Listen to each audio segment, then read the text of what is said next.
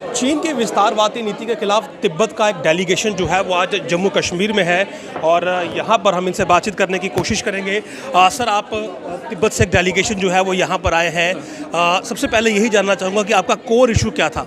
हमारा core issue है, दो मकसद है हमारा। पहला मकसद है कि जो अभी तक हमें 62 साल जो हम शरण लेकर बैठा है, तो इंडियन गवर्नमेंट ने और पब्लिक ने हमें बहुत सहयोग दिया है। हमारा पहचान, हमारा संस्कृति सारा बचाव कर रखा है। तो इसी के लिए हमें भारतवासी और भारत गवर्नमेंट को धन्यवाद करने के लिए भेजा है।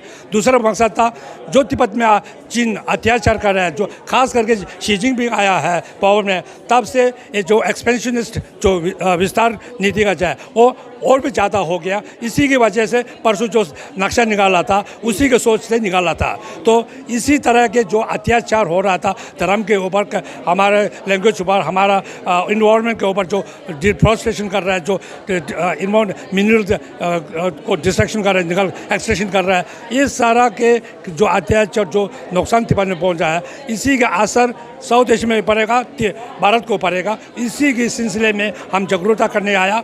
भाई साहब को आप लोगों ने हमें मदद किया है और जगना पड़ेगा, क्योंकि जो तिब्बत में जो हालचाल है उसी का असर साउथ एशियन कंट्री को भी पड़ेगा, भारत को भी पड़ेगा। हम सब जगह एक we should stand politically stand up against the Chinese expansionist policy. आपको लगता है कि शी जिनपिंग जिस प्रकार से काम कर रहे हैं, कहीं ना कहीं चाइना की जो विस्तारवादी नीति है वो आने वाले वर्षों में बड़ा संकट पैदा करने वाली है? डेफिनेटली। अभी तो हम तिब्बत में तो हो गया, जो अभी तिब्बत के बॉर्डर में, जो हमारे इंडियन के बॉर्डर में जितना मिलिट्री बेस बना रहा है, मिसाइल का जो लगा रहा है, ये तिब्बत कब्जा करने के लिए नहीं है। ये भारत और साउथ एशियन कंट्री को, अदर नेबर्स कंट्री को कब्जा करने के लिए तैयार कर रहा है। तो it's totally very dangerous, not only to the Indian and South Asian countries. जो अभी हाल ही में नक्शा जिसमें चीन ने अरुणाचल प्रदेश और अक्साई चीन को अपना हिस्सा बताया है, उसे किस प्रकार से देखते हैं आप? वो totally meaningless and it's condemnable, it's illegal. Because illegal के लिए है, मीनिंगलेस किस लिए है? क्योंकि उसका मालिक, जो बॉर्डर का मालिक है, तिब्बत तो हमारा देश है ना। चीन और तिब्बत के बीच में तो 1 इंच भी नहीं है सीमा। जो उन लोग अभी क्लेम कर रहा है वो तो illegally they are claiming that it is वो तो टोटली मीनिंगलेस है। तो जो विस्तार नीति जो दिमाग में है, वो जो 1949 से शुरू किया है, वो अभी भी चल रहा है, जोर से चल रहा है।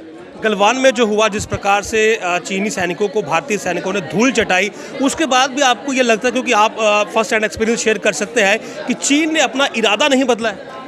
चीन ने कभी इरादा नहीं बदला है, इसलिए नहीं बना जो हर बात ये प्रोवोक करते रहे हैं। 62 से लेकर ये हमारा देश को, भारत को प्रोवोक करते रहे। कुछ ना मुख से बोलते हैं हम वर्धा करेगा, बॉर्डर का वर्धा करेगा, लेकिन 35-40 क्या वर्धा हुआ है? अभी तक कुछ नहीं हाल निकाला है, नहीं निकाला है। और उल्टा जो परसों नया मैप निकाला, तो ये एक तरह का कभी भी नहीं हो सकता। That is very dangerous. चीन का जो विस्तार नीति है वो कभी भी ख़त्म नहीं होगा। क्या लगता है आपको कि फ्यूचर में क्या स्टेप्स उठाने चाहिए, क्या मेजर्स होने चाहिए ताकि इस चीज़ से बचा जाए? हाँ, फ्यूचर में भारत को पॉलिटिकली दे शुड स्टॉन। जो भारत 62 में था वो अभी नहीं है, अभी नहीं।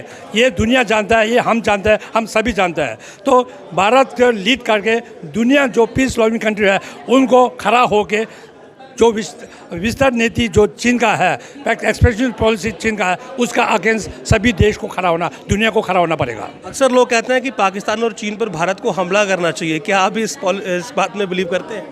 देखो, हमला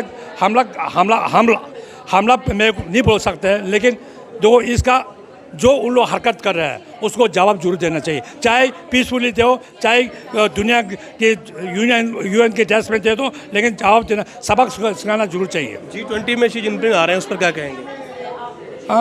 देखो, हम स्वागत करते हैं अगर अच्छे सोच से आया होगा, वही सोच होगा विस्तार नीति का सोच में आया। I am condemn that, I am against for that.